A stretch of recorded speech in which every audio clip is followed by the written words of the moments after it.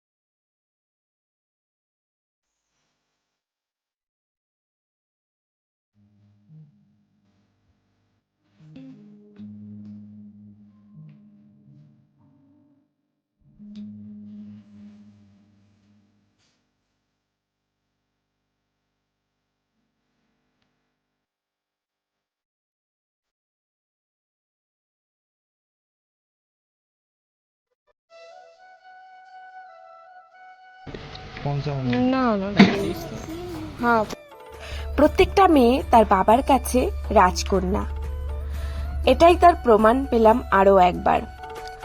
সত্যি আমার যখন মেয়ে হয়েছিল না, এত আনন্দ পেয়েছিলাম, আর আমার বড় এতটা আনন্দ পেয়েছিল না, সেটা বলার বাইরে।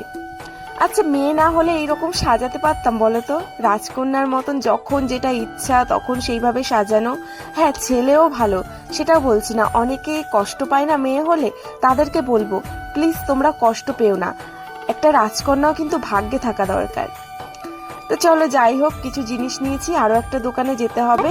আরো যে কোমরের বেল্ট সেটা পাইনি, তো সেই জন্য চলো এখান থেকে দেখে কি পছন্দ হয়। এখানে মালা নেওয়ার বাকি আছে, তারপরে কোমরের বেল্ট নেওয়ার বাকি আছে, অনেক কিছু নেওয়ার বাকি আছে। তো এই কানেরগুলো আমার খুব পছন্দ হচ্ছিল, তো দেখো কিন্তু নিইনি আমি। তো চলো আগে নিয়ে তারপরে তোমাদের সাথে কথা হচ্ছে। বন্ধুরা দেখো, 1,000 টাকা দিয়ে শাড়ি কিনলাম, মানে সরস্বতী পূজার বাজার। আমার কিচ্ছু না কিন্তু শুধু মেয়ের জন্য, মানে 2,000 টাকা শুধু আমার মেয়ের জন্য। যে আজকে পুরো 1,000 টাকার কসমেটিক্স। এই যে দেখো কি কি এনেছি। বাপরে, এইটা এই যে এটা কি বলে, কোমরের বেল্ট তো আমারও হয়ে যাবে না? এই সোনার হবে। হ্যাঁ, এই যে এইটা নিয়েছে 250। 250 টাকা বাবা, এটা 80 টাকা। আর এই যে মালাটা পরলে কেমন লাগবে জানি না, কিন্তু যা দাম, বাপরে। কি কেটেছে কাছের থেকে দেখাও। চুড়ি, গার্ডার, ক্লিপ, টিকলি, মালা, এই যে এইটা, এই যে টিপ, তারপরে আর কি এই যে কোমর বন্ধনী, কোমরের বেল্ট। এটা কোমর বন্ধনী, ওইটা নিয়ে কিন্তু ই করা যাবে না। বেল্ট, ক্লিপ, এই কয়টা জিনিস মাত্র 1,000 টাকা দাম। কেউ মানে মাথা খারাপ করা দাম। আরো 1,000 টাকার একটা শাড়ি। এদিকে দেখো। হ্যাঁ, দেবো। আর সোনার খেলনা নিয়ে এসছে, ওটা দেখো। এই যে এইটা অনেক দিন ধরে বায়না করছে, ফোন দেখে আর শুধু বায়না করে। আমাদেরকে দেখাচ্ছ? হ্যাঁ, ফোন দেখে আর শুধু বায়না করে যে এইগুলো লাগবে। তা আজকে তাই এই যে এটা দিলাম, সব মিলে আবার 1,000 টাকা। বাবা, আবার মাথা খারাপ হয়ে যাচ্ছে আমার। এইটুকু মেয়ের জন্য 1,000 টাকা। ওই 1,000 টাকা কিনে আমি আর নিজের জন্য কিচ্ছু কিনিনি। আমার কত ইচ্ছা ছিল কালকে শাড়ি পরবো, আমি পরবো না শাড়ি, শুধু সোনারাই পরাবো। Hello everyone, good morning. কারণ কি গুড মর্নিং বলছি, কালকে ভিডিওটা রাতে আর শেষ করিনি, তো আজকে হচ্ছে সরস্বতী পুজো আর আজকে সকাল থেকে এই ভিডিওটি আমি শুরু করলাম। তো সকালবেলা সরস্বতী পুজো যেহেতু, তাই লুচি আলুর দম না হলে বেশ ভালো লাগে না, তো সেই জন্য দেখো গরম জল দিয়ে আমি ময়দাটা প্রথম মেখে নিচ্ছি। আর সকালবেলা খাওয়া দাওয়ার পালা হচ্ছে কেন জানো তো, মানে এখানে তো মহারাষ্ট্রে সরস্বতী পুজো হয় না, তাই উপোস করার কোনো প্রশ্ন নেই, তো সেই জন্য ভাবলাম চলো সরস্বতী পুজোর দিন একটু ফুলকো ফুলকো লুচির সাথে মানে ছোট ছোট আলুর দম খেলে বেশ ভালোই হবে। সকালটা বেশ এভাবেই শুরু হলো, তো চলো দেখতে থাকো তোমরা। বাবা, তুমি আমাকে ইঞ্জেকশন দিয়েছো কেন? আমি আটা মারছি আর তুমি আমাকে ইঞ্জেকশন দিচ্ছ? বন্ধুদেরকে দেখাও তুমি আমাকে ইঞ্জেকশন দিয়েছো।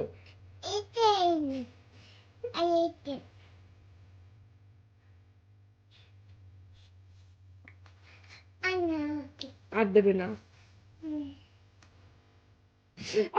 বাবা, বাঁচাও।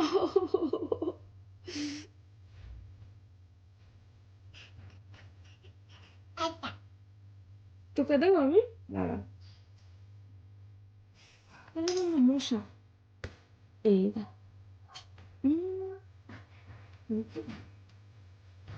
এই যে দিয়ে দিয়েছি।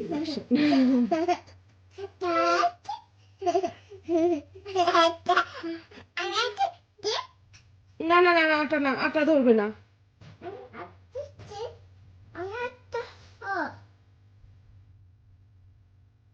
মানে আমি যদি কোনো কাজ করতে আসি, তো ওর সেখানে কাজ করতেই হবে, না করলে ওর হবে না। দেখো, ভেবেছিলাম যে আজকে মামামকে সকাল সকাল শাড়ি টাড়ি পরেই সাজিয়ে নেব, তো তারপর ভাবলাম যে ও যেহেতু এখন মানে ছোট, এবার ওকে যদি আমি শাড়ি পরাই, তারপরে এদিকে আমাদের এদিকে তো প্রচণ্ড গরমও পড়ে গেছে, তো ও বেশিক্ষণ থাকবে না। তাই ভাবলাম যে চলো, এখানে যখন পুজোও নেই, মানে পুজো হয় না, তো সকালবেলা আমার ওরকম তাড়াহুড়ো করে কাজ করার কোনো দরকারও নেই, মামামকে বিরক্ত করারও দরকার নেই। মানে ওরা তো ছোট মানুষ, শাড়ি পরলে তো বুঝতে পারছো ওর কেমন একটা অস্বস্তি হবে। তো সেই জন্য ভাবলাম চলো সকালবেলা খাওয়া দাওয়া করি, কাজকর্ম করি, বিকালবেলা রেডি হয়ে আমরা মাম্মামকে নিয়ে যাবো। সেই জন্য আমাদের প্ল্যানটা এভাবেই চেঞ্জ করলাম। তো চলো, কি আর করা যাবে, এখানে পুজো হয় না, তো অনেকটা খারাপও লাগছে যে অঞ্জলি দিতে পারলাম না। তো এখানে দেখো যে আলুগুলো আমি প্রেসার কুকারে সিদ্ধ করে নিয়েছিলাম, তো সেটাকে আমি একটু কাঁটা চামচ দিয়ে একটু মানে ইয়ে করে নিচ্ছি, যাতে কি মশলাটা আলুটার মধ্যে ঢোকে। তো সেই জন্য আমি সবকটা আলু নিয়ে এইরকম করে নিচ্ছি। আর মাম্মাম চুপ করে দেখছে যে মাম্মি কি করছে। তো মাম্মাম কিছু কথা বলবে, তোমরা শোনো। বলো, আমি এখন আলু ছুলছি। আজকে আমাদের লুচি আলুর দম হবে, আমি খাবো। আজকে ভ্যালেন্টাইন্স ডে। ভ্যালেন্টাইন্স ডে বলো, আজকে ভ্যালেন্টাইন্স ডে।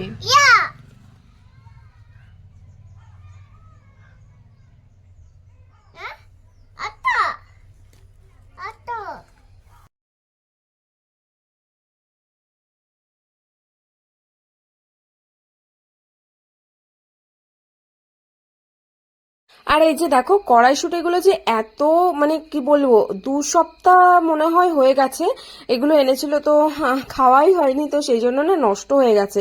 তো যার মানে যে কটা ভালো বেঁচে আছে, তো সে কটা দিয়েই এখন হবে আলুর দম। তো দেখো এই যে এইদিকে চলে এসছে, মানে শুরুও করে দিয়েছি পুরো আলুর দম। আর এখানে কারেন্ট নেই বলে না কেমন একটা কালচে কালচে অন্ধকার দেখাচ্ছে। তো দেখো তারপর আর ভিডিও করতে পারিনি, কারণ কারেন্ট ছিল না, তো সেই জন্য ভিডিওটা আর করিনি। তো দেখো এদিকে ফুলকো ফুলকো লুচি নেতিয়ে গেছে, নেতিয়ে যায়নি, মানে আমার বর কি করেছে জানো, মানে সে ফুলকো লুচির ওপরে একটা বড় একটা থালা এমন করে চিপে দিয়েছে, পুরো একদম ফুলকো, পুরো একদম পুরো ভেঙে চুরে গেছে। তো সেই জন্য আর ফুলকো দেখাচ্ছে না। তবে সত্যিই প্রত্যেকটা লুচিগুলো এত সুন্দর ফুলেছিল না, মানে মাখার কারণে না সবকিছু ভালো হয়। কি বলতো, এত সুন্দর করে মেখেছিলাম গরম জল দিয়ে, তো সেই জন্য লুচিগুলো সত্যি খুব সুন্দর হয়েছিল। তো চলো বড়মশাইকে আগে খেতে দিয়ে নি। না, আমার ফোনে ফোন করেও।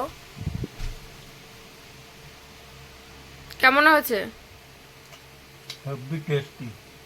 তো সকাল এই সরস্বতী পুজোর সকালে এরকম জল খাবারটা কেমন লাগছে মনে হচ্ছে না এখানেও সরস্বতী পুজো হচ্ছে? আমরা এখানে অত কিছু বলতে পারছি না, কারণ এখানে হয়ই না সরস্বতী পূজা। এখানে কি তা লোকে জানেও না। এই যে দেখো আমার বরের আবার ভাত না খেলে হয় না, ওই জন্য একটা লুচি খেয়েছে, ও একটাই লুচি খাবে। আর এই যে আছে সাথে ডাল, এই যে ভাত নিয়ে নিল। সকালে এই যে এত কিছু রান্না করেছি, ভাতও করেছি আবার এইগুলোও করেছি। তো চলো খেয়ে নিই, পরে দেখা হবে তোমাদের সাথে। ভীষণ খিদে পেয়েছে, এখন জানো কটা বাজে? 12:30 বাজে। দুপুরে খাওয়া দাওয়ার শেষে আমাদের ছোট্ট সরস্বতীকে নিয়ে আমরা বেরিয়ে পড়েছি। আর তাকে কে সাজিয়েছে জানো? তার বাবা। নিজের হাতে যত্ন ভালোবাসা কোনোটাতেই কম দেয়নি। নিজের হাতে কত ভালোবেসে কতটা যত্ন করে, এর মধ্যে যে কতটা যত্ন মায়া লুকিয়ে আছে একজন বাবা ছাড়া কেউ বুঝবে না।